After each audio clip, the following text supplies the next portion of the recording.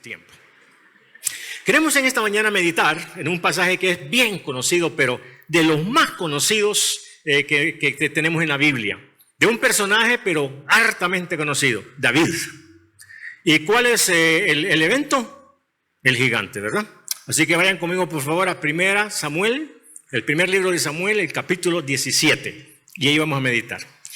Y el reto para mí es porque repito, todos nuestros niños desde parvularia en nuestra escuela dominical han comenzado a escuchar desde entonces de David, ¿verdad? Y del gigante, ¿no? Etcétera, etcétera. Y algunas veces es un poco difícil, después de haber escuchado tantas enseñanzas acerca de este evento, sacarle otro pretoncito y sacarle otra gotita, ¿verdad? De lo que contiene esta historia. Pero no dudo que lo que vamos a pensar en esta mañana y reflexionarlo nos va a traer alguna experiencia que nos reta a practicarla, ¿verdad? A practicarla, a ponerla por obra. Así que 1 Samuel, el capítulo 17. No voy a detenerme en algunos detalles que son más conocidos, ¿verdad? Por lo que he dicho antes, pero vamos a leerlo como para poder recordar algunas cuestiones claves que queremos exaltar en esta mañana. Y queremos terminar de entenderla, ¿no? Así que vamos a comenzar a leer un poquito y nos va a servir para hacer memoria también, ¿verdad? Versículo 1, 1 Samuel, capítulo 1. Capítulo 17, perdón, versículo 1. Los filisteos, ¿quiénes son los filisteos, hermanos? Hasta hoy, la batalla sigue hoy mismo, ¿verdad? Está viva ahí en Gaza. Los bombardeos, la invasión de Israel a los palestinos, a la tierra de Palestina, es exactamente la misma gente, el mismo pueblo, las mismas situaciones de guerra, ¿verdad? Las mismas situaciones por las cuales se está dando ahora son prácticamente las de aquel momento y viceversa. Imagínense, ¿verdad? Qué actual es esta situación. Los filisteos juntaron sus ejércitos para la guerra y se congregaron en Soco, que es de Judá. Y acamparon entre Soco y Aseca en Efes-Damín. También Saúl y los hombres de Israel se juntaron y acamparon en el valle de Ela. Y se pusieron en orden de batalla contra los filisteos. Y los filisteos estaban sobre un monte a un lado, e Israel estaba sobre otro monte al otro lado, y el valle entre ellos. Así que aquí estaba un ejército en la montaña, había un valle, estaba el otro ejército en la montaña, bajaban a la batalla, se ponían en orden de batalla. En aquellos tiempos no había tanto guerra de guerrillas, ¿no? Que es donde se suben, se esconden y atacan, ¿verdad?, al enemigo por atrás, sino que eran guerras quizás con más, que dijéramos, eran más de contacto físico, pero eran así de que, ¿verdad?, uno enfrente del otro, y entonces se ponían en orden de batalla, se acercaban y había entonces una batalla, ¿verdad?, hombre a hombre, ¿verdad?, cuerpo a cuerpo. Lo que había pasado en esta ocasión es que se había convertido en una guerra de desgaste, porque se hacían todos los días lo mismo, se ponían en orden de batalla, se aproximaban, batallaban, peleaban y morían 20 de este lado, 20 del otro, y así todos los días. Era una guerra de desgaste, pero no se definía la batalla, era un empate, por decirlo así, ¿verdad? Entonces de repente los filisteos dicen: no nos vamos a acabar aquí los dos ejércitos. Así que mandan un paladín, ¿verdad?, a un Goliat, y reta al otro ejército y dice: manden un hombre que pelee conmigo. Ahora, nosotros a veces exageramos cuando hablamos de la altura de Goliat, ¿verdad? Casi que nos lo pintan de 3 metros y toda la cuestión. No, andaba ahí haciendo las cuentas, ¿verdad?, con la descripción, andaba por los 2.40, 2.50. Por ahí andaba. Y Saúl, la Biblia lo describe que también era un hombre alto, tal vez 2 metros con 10 centímetros, ¿verdad? Pero igual, un tipo de 2.40, ¿verdad?, lleno de una armadura, ¿sí?, con lanza y todo esto y espada, no era de despreciar, ¿verdad? Y más de cerquita, ¿verdad? Ya se veía más grande la cuestión. Entonces, habiendo aclarado esto, esa es la condición ahí, ¿verdad? La topografía, el valle, era una guerra de desgaste, estaban empantanados los dos ejércitos, no iban a lograr nada, así que tenía que definirse, y se iba a definir no por lanzar la moneda, ¿va?, cara a cruz, sino que era de que uno venciera al otro. Leemos. Dice entonces, versículo 3, y los filisteos estaban sobre un monte a un lado, e Israel estaba sobre otro monte al otro lado, y el valle entre ellos. Salió entonces del campamento de los filisteos un paladín, el cual se llamaba Goliat de Gat, y tenía de altura 6 codos y un palmo, y traía un casco de bronce en su cabeza, y llevaba una cota de malla, y era el peso de la cota 5,000 siclos de bronce. Sobre sus piernas traía grebas de bronce y jabalina de bronce entre sus hombros. El asta de su lanza era como de un rodillo de telar y tenía el hierro de su lanza, 600 siclos de hierro, e iba su escudero delante de él. Era toda una tanqueta el hombre, ¿verdad? Y cuando habla de las grebas, eran unos ganchos afilados que tenían acá, que cuando se aproximaba al otro y era una lucha cuerpo a cuerpo, pues los rasgaba, ¿verdad?, al otro. Y esa era para describir algo de lo que se está mencionando acá. Bien, entonces, este hombre, Goliat, versículo 8, dice que salió y se paró y dio voces a los escuadrones de Israel diciéndoles, ojo con eso, los escuadrones de Israel, ¿verdad? ¿Para qué os habéis puesto en orden de batalla? ¿No soy yo el filisteo y vosotros los siervos de Saúl? Ojo con eso, ¿los siervos de quién? De Saúl. Saúl era el rey, el general del ejército, ¿verdad? Así que el ejército obedecía al general, ¿sí?, que era Saúl. Está bien, así lo menciona el escritor. Entonces dice, versículo 8, ¿no soy yo el filisteo y vosotros los siervos de Saúl? Escoged de entre vosotros un hombre que venga y contra mí. Si él pudiere pelear conmigo y me venciere, nosotros seremos vuestros siervos, y si yo pudiera más que él y lo venciere, vosotros seréis nuestros siervos y nos serviréis. Ojo y cuidado con los tratos, ¿sí? Ojo con aquello que nos proponen, porque lo que le está proponiendo este Goliat es una cosa seria, que si ellos ganaban los filisteos a través de Goliat, que era lo más seguro, el resto de la vida, de la historia de los judíos, de los israelitas, era ser siervos. ¿Qué es lo que quiere el diablo? Porque Goliat se constituye como un ejemplo de Satanás. Cuidado con los tratos que hacemos nosotros. Podemos vender nuestra primogenitura, podemos vender nuestra paz, nuestra tranquilidad y nuestra lealtad a Dios. Cuidado si hacemos algunos tratos con algunas personas. Así que hay que ponerle atención a la letra chiquita, como decimos, ¿verdad? A las cláusulas que no se leen por tiempo en el banco. Cuidado entonces, ¿verdad?, con aquellas cosas que nos proponen, porque pudiéramos caer en una trampa que nos haga desviar de nuestro servicio al Señor, ¿no? Así que cuidado con esto ahí, ¿verdad? Así que aquí esté sacando un trato, pero veamos ahí cómo está la cuestión. Porque lo que hay que perder es mucho. Tienen mucho que perder. Y algunas veces los cristianos hemos perdido mucho por algún trato, ¿verdad?, que entramos a él sin meditarlo bien, sin orar, quizás sin buscar la voluntad de Dios, la opinión de Dios. Así que, versículo 10, y añadió el filisteo, hoy yo he desafiado al campamento de Israel, dame un hombre que pelee conmigo.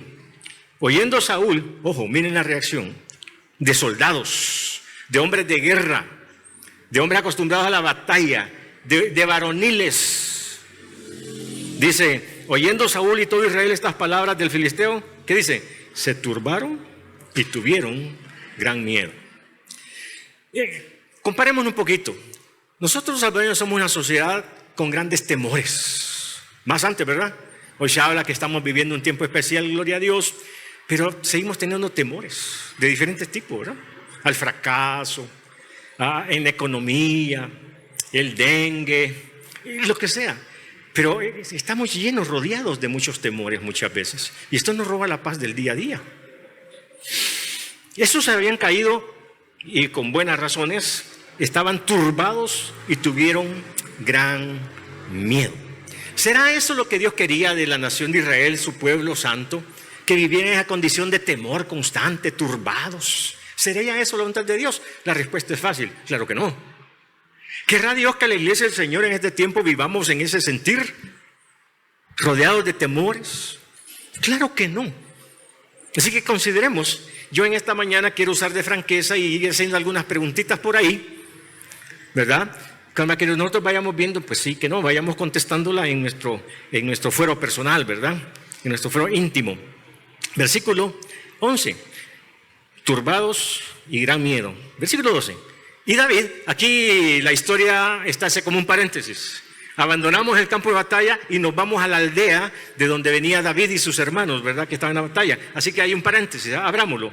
Y David era hijo de aquel hombre efrateo de Belén, de Judá, cuyo nombre era Isaí, el cual tenía 8 hijos, y en el tiempo de Saúl, este hombre era viejo y de gran edad entre los hombres.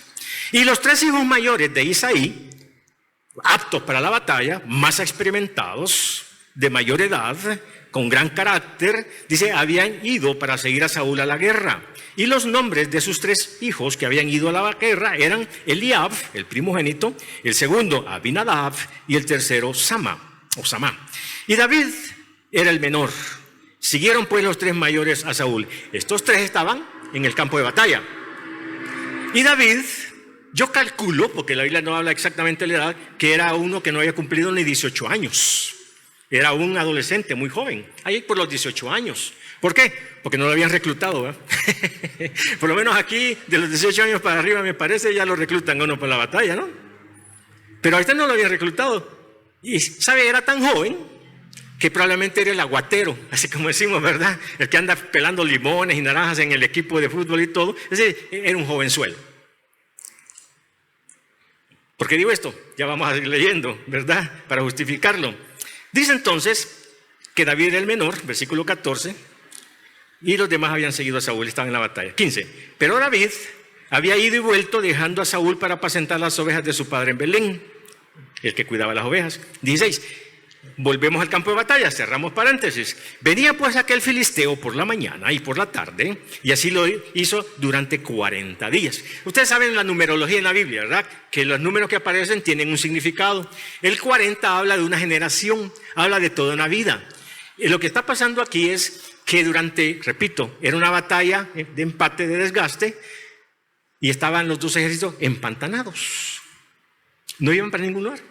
Y cuando hablamos de empantanarnos es cuando llegamos a un lodazal profundo y se nos va hasta la rodilla, ¿verdad? Por la profundidad, y ya no podemos movernos y ahí nos quedamos. Primera cuestión, peligro para nosotros empantanarnos en la vida. Pudiéramos empantanarnos. Llegamos a un punto y nos comenzamos a hundir y de ahí ya no, ¿verdad? Ya no logramos salir. Guardémoslo ahí. ¿Será que nosotros, algunos estamos empantanados a los 30, a los 40, a los 50 años? Que una nueva generación, jóvenes, ¿verdad? Muy jóvenes, ya están empantanados. Que ya no pueden seguir adelante en sus anhelos, sus deseos, sus propósitos, con lo que quieren en la vida. Aquí estaba todo un ejército y toda una nación empantanados. A estas alturas, yo quiero decirle algo que podemos luego ahondar en otra oportunidad, lo que yo le llamo las 4D. Porque Goliat es símbolo, ¿verdad? Es símbolo de Satanás. Usted y yo tenemos un enemigo que ninguno de nosotros nos lo hemos ganado, hemos hecho nada para tenerlo. Es simplemente que somos enemigos del diablo. Porque Dios es enemigo del diablo y el diablo es enemigo de Dios, y por ende nosotros, su pueblo, el blanco. Las 4D. Ahí les pido que la guarden, las 4D lo anotan o lo memorizan. Satanás va a hacer 4 cosas en su vida, en la vida del cristiano. Número 1, nos quiere desanimar. Nos quiere desanimar. ¿Qué pasa con una persona que ya perdió el ánimo en la vida? Ya no quiere nada. Ya no se está esforzando, ¿verdad? Ya hasta aquí llegué. Segundo, desviarnos. Más que todo en cuanto a la verdad, en cuanto a la doctrina, nos puede desviar. De repente oímos por ahí algo bonito y nos desviamos de la verdad de Dios. Peligroso. La herejía. Satanás es experto en inventar cosas, ¿verdad? En inventar mentiras. Tercero, detenernos. Y destrucción, ya que usted lo menciona, ¿verdad? Porque dice la Biblia que Satanás anda como león rugiente, buscando a quién devorar, destruir. Y Satanás no se le va a aparecer por ahí, ¿verdad? Como en las películas, que el cachudo ahí, ¿verdad? Y nos asusta, ¿verdad? Y nos muerde ahí, ¿verdad? Tipo El Exorcista 2. No, va a destruir nuestra vida espiritual. Nuestra vida espiritual, que no hagamos el devocional, que no oremos, que no crezcamos, que no nos entreguemos. Eso es la destrucción del diablo. Así que, primero, nos quiere desanimar. Nos quiere desviar. Nos quiere detener, empantanar, como está deteniendo aquí al pueblo de Israel y su ejército. Y nos quiere destruir, ¿verdad? Espiritualmente hablando. Ahí están las 4D. Podemos añadir más probablemente. Otro día vamos a ahondar en esto para ver ya algún detalle y podernos medir, porque ese es el propósito de estudiar la Biblia, el podernos medir. ¿Dónde estamos nosotros en este sentido? Versículo entonces 16. Repito, venía pues aquel filisteo por las mañanas y por la tarde. ¡Qué tortura! Y así lo hizo durante 40 días. ¿Qué tortura digo? Porque llegaba, los retaba, los avergonzaba, los humillaba. ¿Y quién pues? Entonces, ¿quién pues? ¿Y cuándo pues? Y todos los demás bajaban la cabeza, ¿verdad? Los guerreros. Es que lo que pasa es que usted y yo podemos tener los ojos puestos en el gigante o en Dios. Ante las situaciones difíciles de la vida que nos pueden estar empantanando, que nos pueden estar deteniendo, desanimando, o pongo los ojos en el gigante y comienzo a lamentarme, es que la vida, ¿verdad? Es que la economía, es que la gente, ¿verdad? Es que aquí, este gobierno, es que aquí, que allá. O ponemos los ojos en Dios. ¿Dónde tenemos los ojos puestos nosotros ahorita?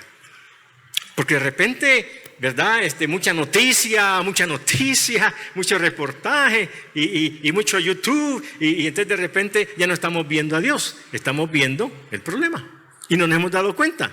Y eso entonces nos vuelve negativos, pesimistas, ¿verdad? Fatalistas y nos desanimamos. El diablo entonces quiere que nosotros tengamos los ojos puestos ¿a dónde? En el gigante. Porque veían el gigante, ¿qué hacían? Y viene a retarnos otra vez, anda vos, ¿verdad? No, yo soy casado, hombre. No, vos sos soltero, anda. Y ahí estaban, ¿verdad? Habían llegado a murmurar acerca de esto. Seguimos leyendo. Entonces, sí, creo que me había movido el texto. Versículo 17. Volvemos al paréntesis. Y dijo Isaías a David, su hijo: toma ahora para tus hermanos un efa de este grano tostado y estos 10 panes y llévalos pronto al campamento a tus hermanos. Provisión, ¿verdad? Y estos 10 quesos de leche los llevarás al jefe de los 1000, Saúl. Y mira que si tus hermanos están buenos y toma prenda de ellos. Por eso yo quería el aguatero, ¿va? Porque lo ocupaban, llévale agüita a tus hermanos, ¿verdad? Llévales aquí, ¿verdad? Esto y lo otro, para que estén bien. Y me venías a comentar cómo está. Bien. Así veían al jovenzuelo, ¿verdad? Al joven.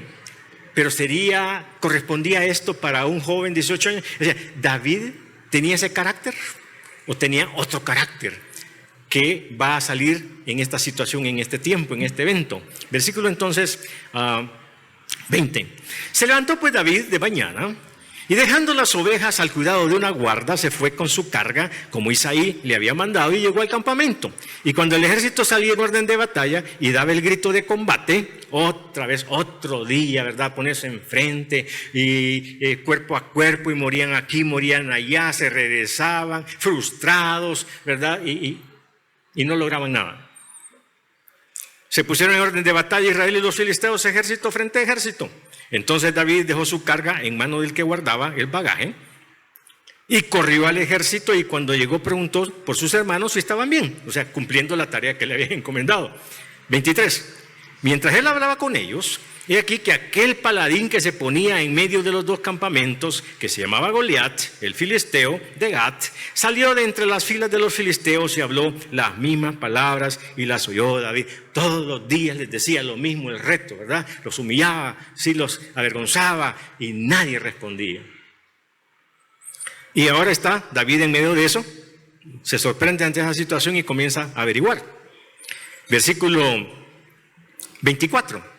Y todos los varones de Israel que veían a aquel hombre huían de su presencia y tenían gran temor. Esa era la condición del ejército de Israel. Huían, volteaban la vista para todos lados, ¿verdad? ¿Quién va a pelear conmigo? Y a buscar arañas, ¿verdad? A buscar hormigas, ¿verdad? Y codearse, ¿verdad? Andamos. Fíjense, interesante. Versículo 25. Esa era la murmuración, esa era lo que se hablaba en el pueblo, ¿verdad? Queja, temor, ¿verdad? Etcétera. Versículo 25. Y cada uno de los de Israel decía: ¿no habéis visto aquel hombre que ha salido? Él se adelanta para provocar a Israel. Al que le venciere, el rey le enriquecerá. Ojo con esto. Con gran riquezas, y le dará su hija, y eximirá de tributos a la casa de su padre en Israel. ¿Qué está haciendo Saúl? Como nadie se atreve a ir, comienza con la falsa motivación. Esta es una falsa motivación.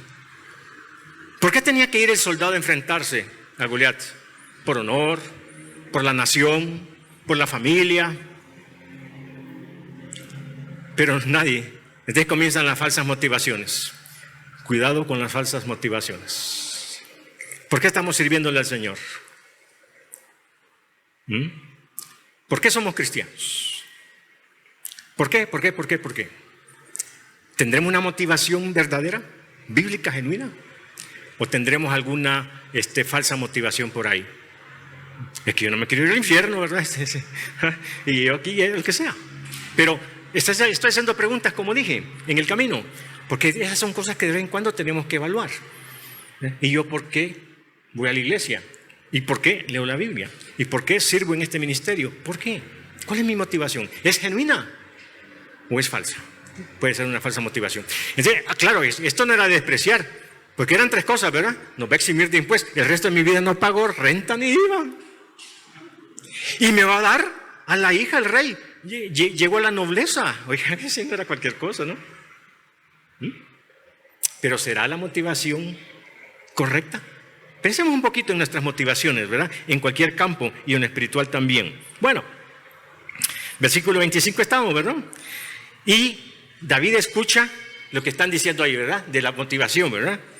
Entonces habló David a los que estaban junto a él diciendo, ¿qué harán al hombre que venciera a este filisteo? Momento, pongan atención.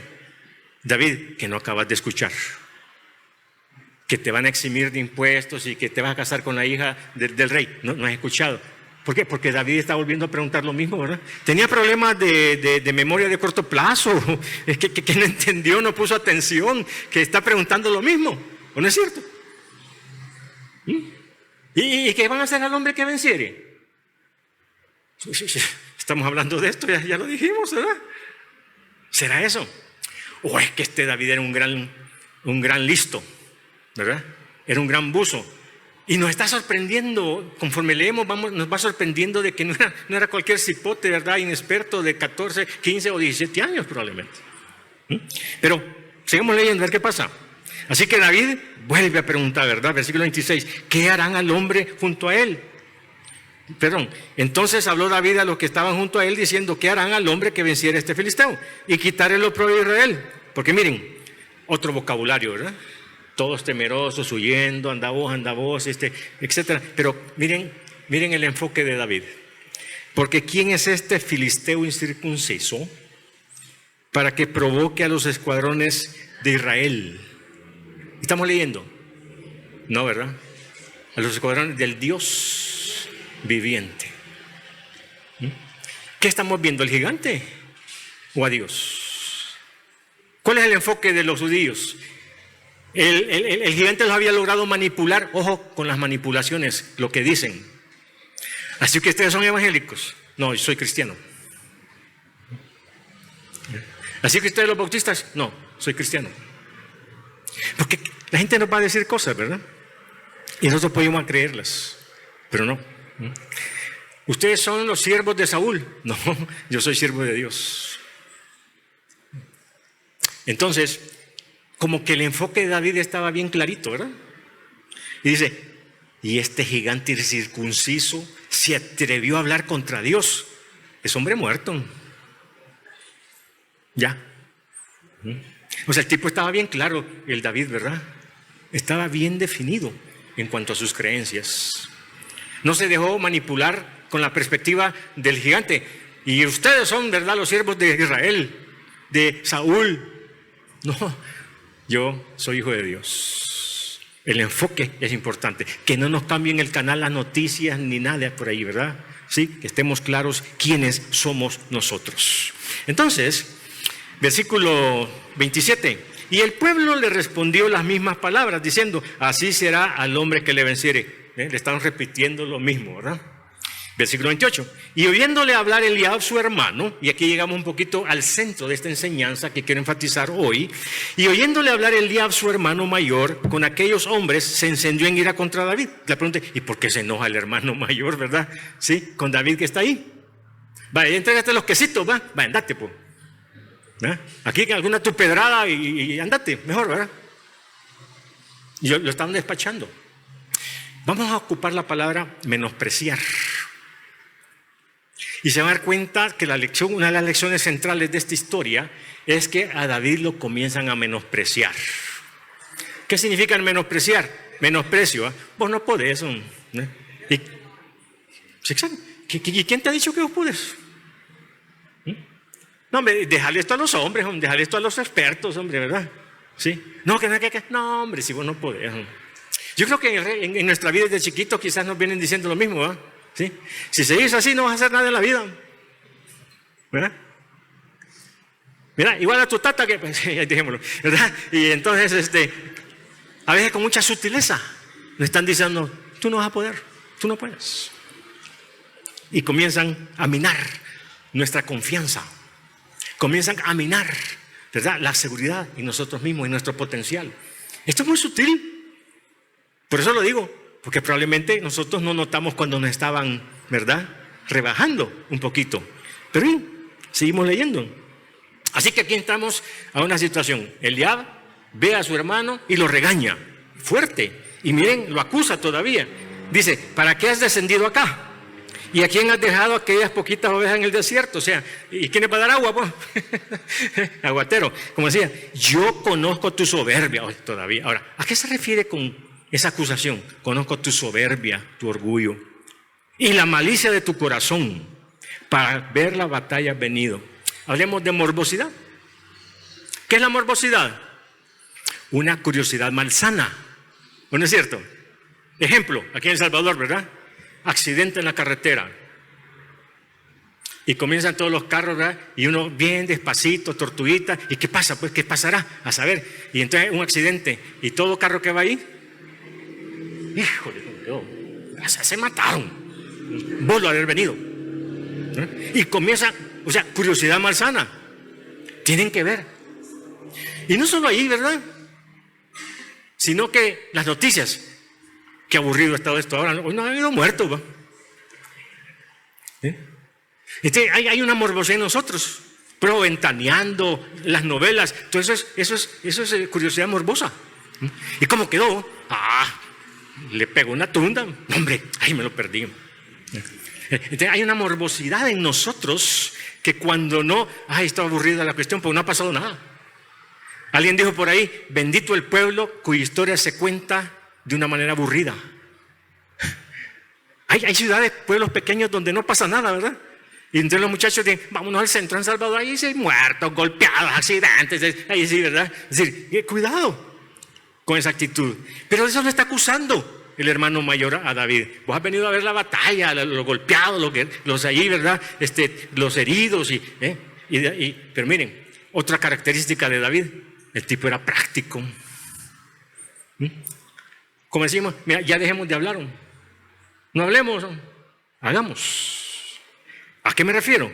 Miren la respuesta de David, versículo de David 29, capítulo 29. Dice, David respondió, ¿qué he hecho yo ahora? ¿No es esto mero hablar? De vez en cuando podemos decir nosotros, ¿va? Bueno, soy cristiano y estoy aquí con el Señor. ¿No será esto mero hablar? Doctrina, mensaje. ¿Y no será que no pasamos del mero hablar y llegamos al campo de las acciones?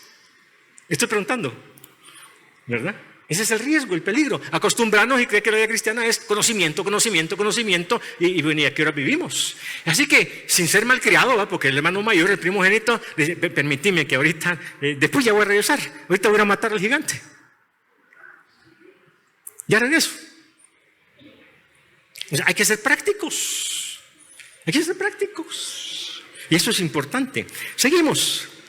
Y apartándose de él hacia otro, versículo 30, preguntó de igual manera, vuelve a preguntar, ¿qué está preguntando? ¿Y qué le van a hacer al hombre que mate al gigante? Entonces, David, como que tenía problemas de comprensión, ¿verdad? ¿Sí? Tiene problemas de memoria de cortos plazos. A la media hora ya se le olvidó todo, ¿verdad? Hay que volverle a repetir. No. ¿Sabe qué es eso? Es que David era vivo. ¿Sabe qué anda haciendo? Publicitándose.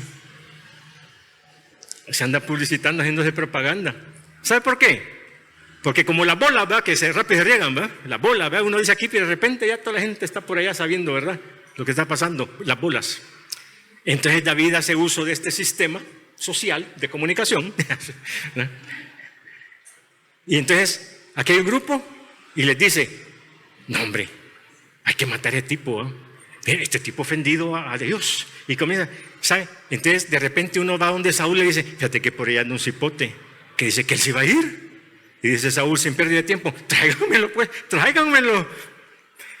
Se cumplió la estrategia de David, que era llegar a Saúl. ¿Y qué hace Saúl? Tráigamelo. Ahora, cuando llega el cipote, vea, y Saúl se le queda viendo. ¿Saben qué hizo? Lo menospreció. Van dos, ¿va? Volvamos al pasaje. Entonces, dice, fueron oídas las palabras que David había dicho y las refirieron delante de ¿quién? De Saúl, y él lo hizo venir. Y dijo David a Saúl, no desmaye el corazón. Mire el lenguaje de David, ¿verdad? Llegaba y producía seguridad, no producía inseguridad, ¿verdad? Es que la situación está fregada. Sí, hombre, está fregado esto. No, David era otro vocabulario, ¿eh? Esto está fregado, ¿va? No me hagas caso, hombre. Así va a ser siempre, hombre, ¿verdad? Es que los tomates, no comas tomate, hombre. Tu bistec sin tomate, hombre. Es que la carne, así bistec sin carne, hombre, no te preocupes. Si el asunto es ser positivo, pues, ¿verdad? Es que la fruta es temporada. Es más barata que el aguacate cuando no es temporada, entonces va a salir caro, pues, ¿verdad? O los primeros frutos, ¿verdad? Los mangos, los primeros son $1. Ya después de 5 por $1.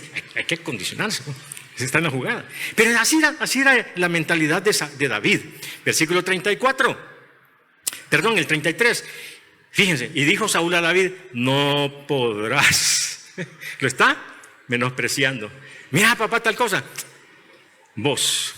Yo me acuerdo que un hermano pastor muy bromista con su servidor, un día lo visité a su iglesia en Puebla, hermano René Zapata, que yo sé que hermano Edwin lo conoce. Entonces llego allí, ¿verdad? A la iglesia, llega de visita, no llega a predicar. Y entonces él iba a predicar, el hermano, y yo estaba sentado y me presentó. Y dice el hermano, ¿verdad? Repito, muy bromista, dice, aquí está un pastor del Salvador, hermano Julio Barahona, y mírenlo. No parece, pero así me presentó. No parece, pero así como lo ven ahí, ¿verdad? Así todo seco, todo así, ¿verdad? Escuálido, pero fulano, pero hace tal cosa, dijo, ¿verdad? Y trabaja en la universidad y toda la cuestión. O sea, me menospreció. Yo se lo agradecí. Yo sabía que estaba bromeando, ¿verdad? Pero de repente dice, vos, no, hombre, ¿verdad? Y nos menosprecian. Cuidado con eso. Pero David tenía una malla, tenía un muro, no le entraban las menospreciadas, ya van dos, ¿verdad? Ahora, Saúl con justa razón, ve al muchacho, ¿verdad? Pero joven, quizás joven, y dice, no, si este tipo, veamos el argumento de Saúl, versículo 33. Y dijo Saúl a David, no podrás tú ir contra aquel filisteo para pelear porque, con él dice, porque tú eres muchacho, menor de 18 quizás, y él un hombre de guerra desde su juventud. ¿Qué está diciéndole Saúl? Mira, no te metas en camisa entre varas, no vas a poder, discúlpame, pero gracias por tu intención, ¿verdad? Que Dios te bendiga, pero déjame esto ahí a los mayorcitos, ¿verdad? ¿Qué está diciendo? Este gigante es un guerrero de profesión, estudió en West Point, ¿verdad? Ha estudiado allá en el cartel, aquí el cartel allá, experto aquí en guerrilla, vea Ranger, y no, hombre, te va a hacer pedazos. ¿No?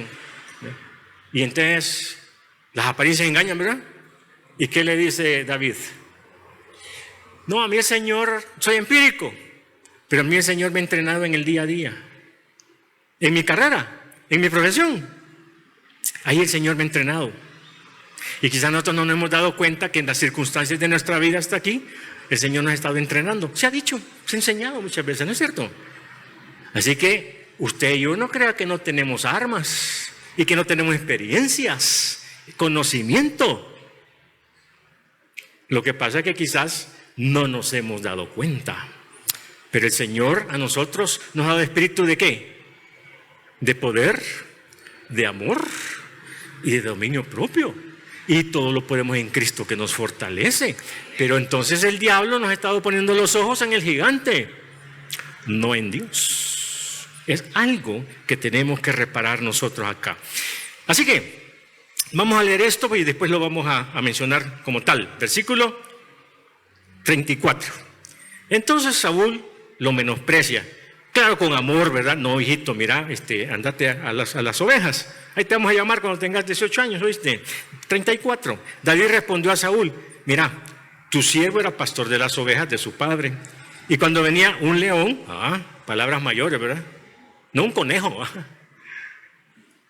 o un oso, y tomaba algún cordero de la manada, salía yo tras él y lo hería y lo libraba de su boca. Y si se levantaba contra mí, yo le echaba mano de la quijada y lo hería y lo mataba. Fuese león, fuese oso, tu siervo lo mataba. Y este filisteo, aplicación práctica, incircunciso, será como uno de ellos, porque ha provocado el ejército del Dios viviente. No ha ofendido a Saúl o a Israel. El problema es con Dios. Sos hombre muerto. Así vamos a matar nuestros problemas en la vida diaria. 37. Añadió David: Jehová, que me ha librado de las garras del león. Estaba seguro el tipo. Es que la fe no es teórica. La fe es el resultado de saber con quién estamos tratando, hermanos. Estamos tratando con el Dios de los ejércitos. Estamos hablando con el Todopoderoso Jehová. No hay pierde, no hay posibilidades de perder. Y esa era la seguridad que tenía David. Es que así como los leones, donde me he estado entrenando, para este día me entrenó el Señor. Este gigante es hombre muerto. Apliquemos eso a nuestra vida diaria, hermanos. Al gigante que nos puede estar deteniendo, empantanando. Versículo 38. Y Saúl lo convenció. Y Saúl, 38, vistió a David con sus ropas y puso sobre su cabeza un casco de bronce y le armó de coraza. Y ciñó David su espada sobre sus vestidos y probó a andar, porque nunca había hecho la prueba. Y dijo David a Saúl: yo no puedo andar con esto porque nunca lo practiqué. Y David echó de sí aquellas cosas. Dejémoslo ahí, lo comentamos luego. Y se fue a lo que él conocía y tomó su cayado en su mano, escogió 5 piedras lisas. Vamos a saltarnos por el tiempo. Versículo 41. Y el filisteo venía andando, ¿verdad? Ya, ok, aceptó el reto. Dijeron: vaya, dijo, aquí está el hombre que quería, ¿verdad? Y sale Goliat. Y viene entonces David. Y entre Goliat, entre más se acercaba a David, David lo veía como más grande, ¿verdad? Y conforme venía Goliat, David decía. Y cuando entre más se acercaba a David, Goliat le hacía. Y se sintió ofendido. Si yo soy peso pesado, tipo Cassius Clay, me mandan un peso mosca, se sintió ofendido. Su orgullo. ¿Qué pasó? ¿Saben qué hace el gigante? Menosprecia a David. Van 3. Lo menosprecia su hermano, lo menosprecia Saúl, y ahora lo menosprecia. Ya después de eso, ya cualquiera hace, no soy yo el hombre, ¿verdad? Hacia mí. Nadie cree en mí, ¿verdad? Nadie da un 5 por mí, ¿verdad? Sí, hombre, ahí le vamos a avisar cuando uno va a conseguir trabajo, ahí lo ven ahí todo. Ahí le avisamos. Ok, seguimos leyendo. Entonces, versículo 41. Y el filisteo venía andando y acercándose a David y su escudero delante de él. Y cuando el filisteo miró y vio a David, le tuvo en poco. ¿No es eso menospreciar? Le tuvo en. ¿Y a quién de nosotros no nos han tenido en poco quizás? No por mala intención, simplemente que no dábamos confianza, ¿verdad? No generábamos confianza. Está bien, ¿verdad? Y está seguro que usted puede, ¿no? De verdad, dígame, cuénteme. Versículo 33, ¿verdad? Y dijo el filisteo bien ofendido: ¿soy yo perro para que vengas a mí con palos? Y maldijo a David por su Dios y lo menospreció. 44, dijo luego el filisteo a David: ven a mí y daré tu carne a las aves del cielo y a las bestias del campo. Es decir, como en karate, ¿verdad? Como en judo, pero en karate. ¿Cuál es una de las estrategias del karateca? El grito, amenazante, ¿verdad? ¡Ah! Entre aquel que está ahí, ¿verdad? O sea, ganarle la moral, pues. Le gana la moral al otro con el grito. Y ni le ha comenzado a pegar y ya está. ¿Y qué está haciendo? Eso es estrategia militar, ¿verdad? ¿Qué está haciendo Goliat con David? Llenándolo de qué? De seguridad, ¿no? De temor, ¿verdad? Y te voy a hacer aquí, te voy a hacer allá, ¿verdad? Y David dice: pues si está en serio este volado, entonces me voy, ¿verdad? Yo quería que era broma, pero ya de cerca, ¿verdad? No, pero el cipote era respondón. Era medio respondón, ¿verdad? ¿Y qué dice? ¿Verdad? Pues hoy voy yo. Mira, yo te voy a. Y entonces leemos 45. Entonces dijo David al filisteo: tú vienes a mí con espada y lanza y jabalina, Mas yo vengo a ti, ¿qué cosa, hermanos?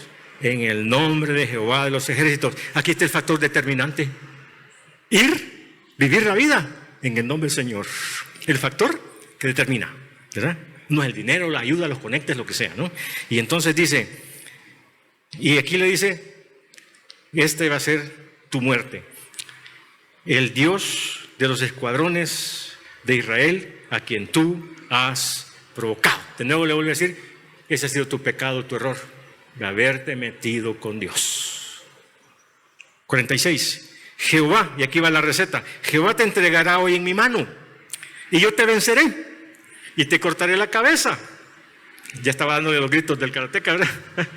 Mira lo que te voy a hacer. Y le cortaré la cabeza, y daré hoy los cuerpos de los filisteos a las aves del cielo, y a las bestias de la tierra, y toda la tierra sabrá que hay Dios en Israel. Estaba inventando David, hermanos. Estaba tratando de impresionarlo. Es que este David era especial, ¿verdad? Menos de 18 años quizás, pero el tipo tenía clarito lo que quería y lo que iba a hacer y cómo lo iba a hacer, ¿verdad? Así le está diciendo, y voy aquí, y voy aquí. Perdón, se me olvidó el cuarto, y te voy a... Bien definido. Nosotros tenemos que definir nuestra fe, tenemos que definir nuestro enfoque, tenemos que definir nuestro llamado, tenemos que definir nuestras responsabilidades, tenemos que definir a lo que el Señor nos ha llamado. Miren cuántas cositas tenemos que hacer, ¿verdad?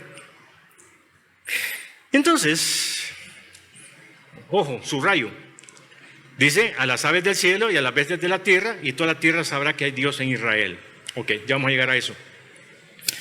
Es que, hermanos, a David lo habían menospreciado. ¿Se acuerdan? Acaba de pasar, pero ¿qué le ofreció entonces el rey Saúl al que venciera a Goliat? Exención de impuestos y la hija, ¿va? ¿Habrá cumplido Saúl entregándole la hija a David? ¿Qué dicen ustedes que conocen la historia? ¿Habrá cumplido? ¿O no se la dio? Se hizo el loco después, ¿va? Se la dio, ¿va? Bueno, vayan conmigo entonces a 2 de Samuel, capítulo 6, me parece. Ya les voy a confirmar. 2 Samuel 6, 16. Ya vamos a volver aquí al pasaje. Sí, 2 Samuel 6, 16. Qué bueno que él nos da toda la información, ¿verdad? Fíjense, se llamaba Mical. Aquí hay otro drama, pero lo dejamos para otro día, ¿verdad? Es chambre de novela. Pero aquí el asunto es que le dio a una hija. No la que le había prometido la primera, le dio la segunda, ¿eh? Mical.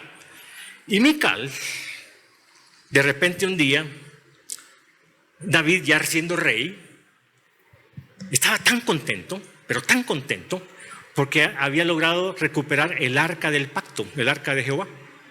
Y entonces la recupera y la está llevando a Jerusalén. Y está tan jubiloso David, que se le olvida que es rey, ¿verdad? Perdió la compostura.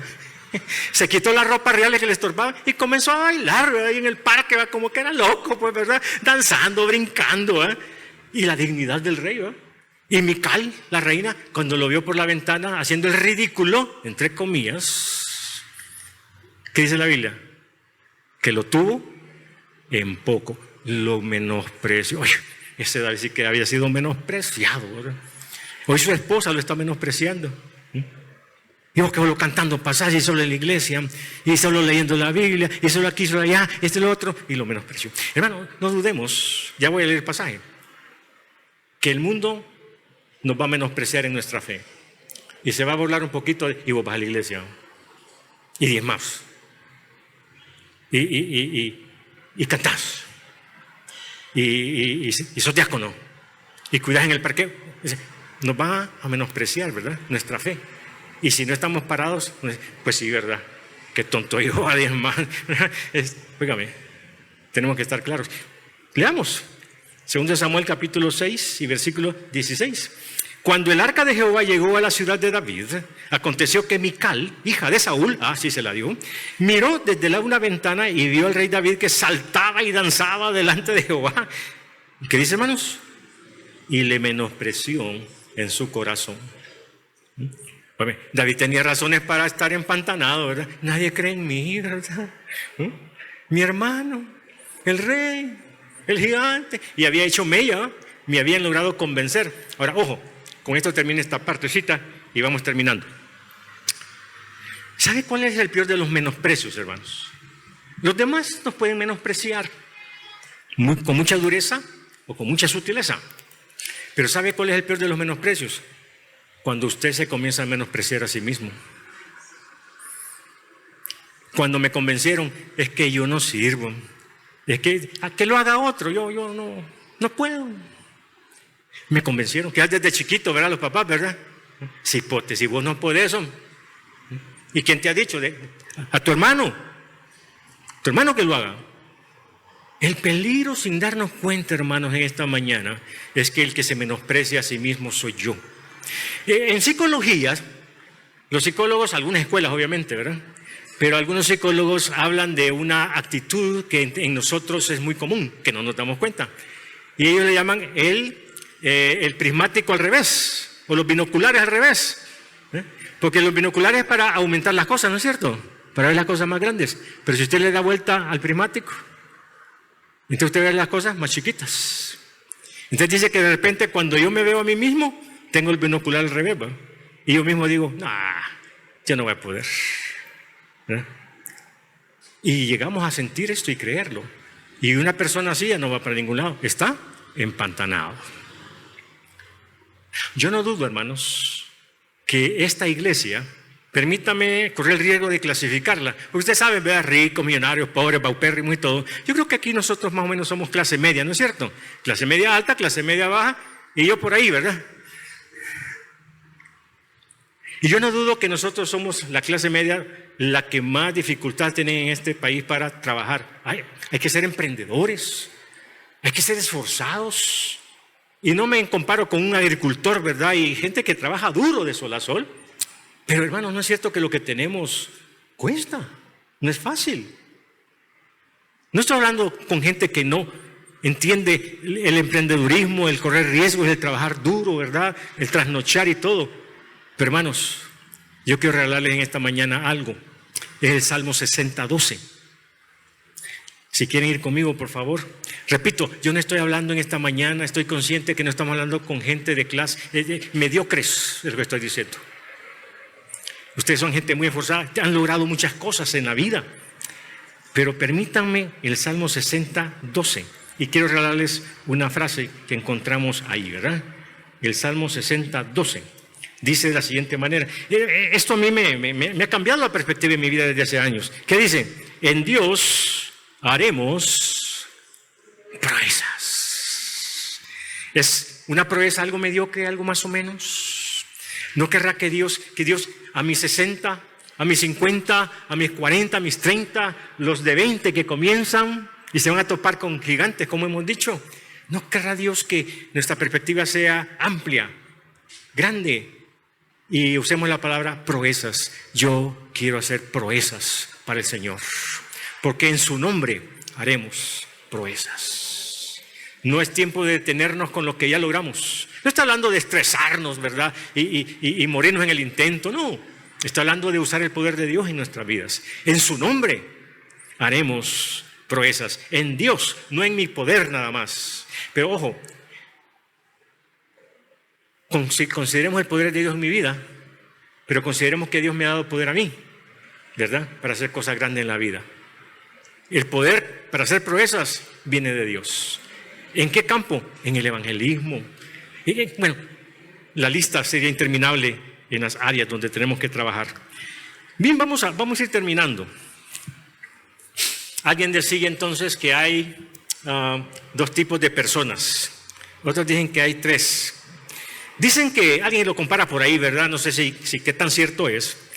Pero alguien decía y comparaba la mentalidad japonesa con la mentalidad salvadoreña. ¿verdad? Yo creo que a veces, obviamente exageramos, es una generalización. Pero dicen que ante una situación, dice que los japoneses pensarían de esta manera. Bueno, hablemos de cómo pensaríamos los salvadoreños primero para el contraste. Si nunca se ha hecho, ¿por qué tengo que ser yo el primero? Mira qué tal cosa, hazlo. Sí, pero hagamos tal cosa, si nunca se ha hecho. Así pensamos. Pero el japonés dice, si nunca se ha hecho, yo seré el primero que lo haga. Y entonces, Un hermano hace años me hizo un comentario bien bonito en cuanto a esto. Hablando de Mateo capítulo 14, donde aparece Jesucristo caminando en el mar, ¿verdad? Dice que Jesucristo los embarcó y los mandó a la otra orilla, al otro pueblo que estaba al otro lado. Y él se quedó allí después de haber enseñado, subió a la montaña, oró, bajó, y entonces vio que la barca estaba todavía, ¿verdad?, en el centro porque el viento era contrario porque había una tormenta. Y entonces los apóstoles ahí en la barca, ¿verdad?, un poquito preocupados. Entonces la Biblia dice que Jesucristo comenzó a caminar en el mar, a llegar a la barca, tremendo. Entonces este amigo, la reflexión que hacía es, aquí yo veo 3 tipos de gente, me dice. Ay, verá, le digo yo, sí, 3 tipos de personas, 3 tipos de cristianos. Vamos a ver, los que se quedaron en la playa, a quienes él les había estado enseñando, ¿no es cierto? Los que se quedaron en la playa. Segundo, los que se embarcaron. Y tercero, Pedro, que se tiró al mar. Señor, yo quiero caminar. Eso se llama ser atrevido. Ser atrevido. El que se atreve, pues. Y el Señor quiere que nosotros seamos como los que quedan en la playa, como los que se embarcan. Pues me voy a embarcar, pues, ¿verdad? Yo siempre que me embarco con mi temorcito, ¿verdad? Por aquello del Titanic, ¿verdad? O soy de los que voy a decirle, Señor, yo quiero caminar en el agua. Esa es una proeza. Por eso hay 3 tipos de personas, ¿no es cierto? Los que nunca aprenden, los que aprenden y los que inventan. Y David está inventando, porque ahí está Saúl metiéndole toda la armadura, lo que se usaba, ¿verdad? El protocolo, el sistema. Pero ¿qué dice David? No, a mí déjame con la ondita y unas piedras, ¿va? Y sorprendió al gigante, porque el gigante estaba esperando cuerpo a cuerpo, ¿va? Nada que hacer David con el gigantón, ¿verdad? Nada que hacer. Pero lo sorprendió, porque hizo cambios. Nosotros no podemos hacer cosas grandes si no comenzamos a cambiar algunas cosas muy evangélicas, muy cultura evangélica. Tenemos que comenzar a hacer lo que hizo David, a cambiar de protocolo, a cambiar de cultura evangélica que hemos heredado, las cosas que no son bíblicas, ni obedecen a principios bíblicos. Termino. Estaba hablando de la falsa motivación, ¿no es cierto? Los psicólogos también hablan del resorte motivador. No sé si ustedes han escuchado este concepto. Creo que hay algunos psicólogos entre nosotros probablemente, ¿no? Pero hablan del resorte motivador. ¿Qué hace un resorte? ¿Verdad? Impulsa. Entonces, ¿quién? Hermana. Ahí me corrige después, mi hermana. por eso quería saber si algún psicólogo después digo, ay, hermana, despuésito así. El resorte motivador es aquello que nos levanta en la mañanita. Porque uno está en la cama y dice, sí, tengo que hacer, tengo que ir, tengo que ver la agenda, ¿no? Y entonces se levanta en la mañana porque tiene mucho que hacer. El resorte motivador me motiva. Y cuando uno no tiene un resorte motivador, está a las 9 de la mañana, me levanto. ¿Y para qué? Pues, ay, más tarde. No tengo nada que hacer. La pregunta es, ¿cuál era la motivación de David para meterse en ese berenjenal? ¿Mical? ¿La exención de impuestos? 3 cosas. Y con esto terminamos. Vayan conmigo, por favor, de nuevo ahí al pasaje, ¿verdad? Samuel 17. ¿Qué es lo que nos va a mover a nosotros, hermanos, en nuestra vida espiritual? ¿Cuál es la motivación?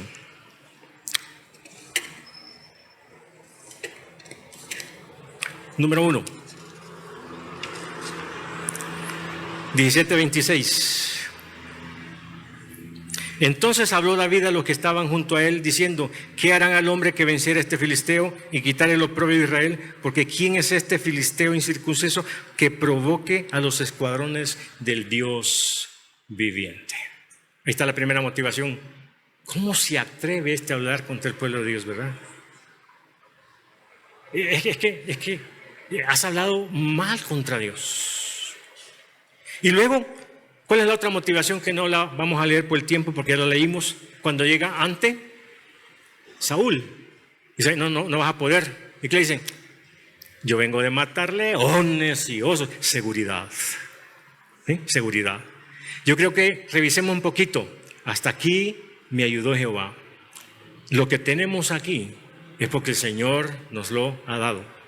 Y el Señor en el día a día, como dije anteriormente, nos ha estado preparando para las proezas y para cosas grandes. ¿Y cuál era la seguridad? Miren, la fe no es el resultado de una fe ciega, ¿verdad? Es que algunas veces definimos mal lo que es la fe. Es que la fe, al Señor hay que creerle. En buen salvadoreño, apura tú, ¿no? El Señor dice que hay que hacerlo. Miren, la fe es el resultado de la confianza que uno va poniendo en quien lo dijo. Y cuando Dios nos demuestra que Él puede y es todopoderoso, entonces yo comienzo a confiar en Dios y en su palabra. La fe se va construyendo. Y David lo que está diciendo es, a mí el Señor me ha sacado de unos problemas y aquí y allá que, hombre, yo confío en el Señor a pies juntillas, ¿verdad? ¿Y qué está diciendo David? Si el Señor me ha sacado de una batalla con un oso, con un león, con no, hombre, ¿verdad? Motivación, confianza en Dios. Y tercero, la gloria de Dios, la reputación de Dios. ¿Dónde está eso? Saltemos entonces aquí. Dice versículo 46, leámoslo de nuevo. Jehová te entregará hoy en mi mano al gigante. Yo te venceré y te cortaré la cabeza y daré hoy los cuerpos de los filisteos a las aves del cielo y a las bestias de la tierra, y toda la tierra sabrá, ¿qué? Y toda la tierra sabrá que hay Dios en Israel. Ustedes ya saben, hoy que uno está ahí metido con eso de la guerra de Ucrania y Rusia, la geopolítica. ¿Qué es la geopolítica, hermanos? El conocimiento de la situación que está pasando a nivel mundial. ¿Por qué los rusos? ¿Por qué los de Gaza? ¿Por qué los judíos? ¿Por qué los gringos? Todos los que están metidos allá. Eso es geopolítica. A mí me interesa lo que está pasando en mi cantón, hombre, ¿verdad? Que el río, que el puente. Porque somos una aldea, geopolítica. Eso no es nuevo, hermanos. Cuando aquí la toma de posesión y las inundaciones, lo que sea, el evento, está la CNN, ¿verdad? Está Russia Today, está la ABS de Inglaterra, está el Faro. Es decir, aquí hay un montón de países que mandan sus reporteros para saber qué está pasando aquí. ¿Por qué? Porque lo que aquí pase repercute tarde o temprano en otro lugar. Y lo que pasa allá repercute. Y aquí estos pueblos, aquí están peleando dos pueblos, ¿verdad? Dos naciones, los filisteos y los judíos. Pero los otros pueblos de alrededor estaban interesados quién iba a ganar, porque eso iba a cambiar la geopolítica del lugar.